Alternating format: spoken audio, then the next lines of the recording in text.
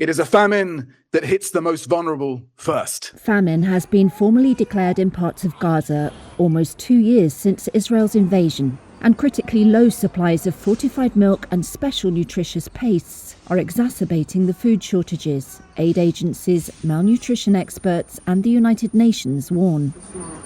That's endangering already hungry young children.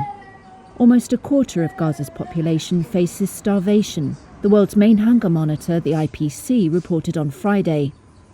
This is 8-month-old Hatem. Before his mother, Aisha Wahdan, brought him into the Rantisi Children's Hospital in Gaza City, she says she was trying to wean him on herbs because she could not breastfeed him. But without milk, she said, he could never get full and his weight dropped. The Integrated Food Security Phase Classification, or IPC, said Gaza City and its surrounding areas were officially suffering from famine and that it would likely spread.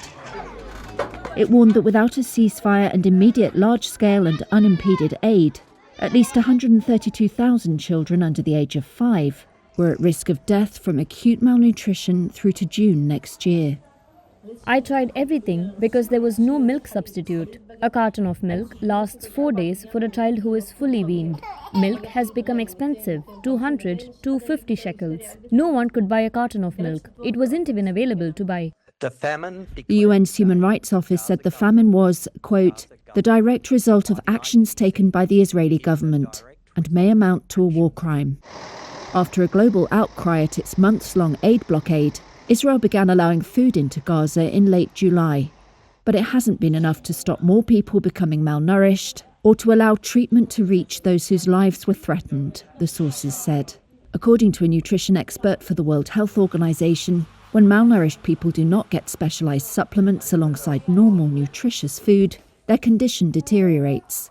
Jeanette Bailey is a nutrition expert at the International Rescue Committee. We are seeing the worst possible humanitarian catastrophe that is possible, that we can even measure. So it's just going to be a lot more children dying, a lot more pregnant and lactating women suffering from malnutrition and unable to give birth to healthy children. There is no famine in Gaza, read a social media post on Friday from Israel's foreign ministry. Israel dismissed the IPC report as false and biased, based on figures largely provided by Hamas that don't take into account the recent influx of food.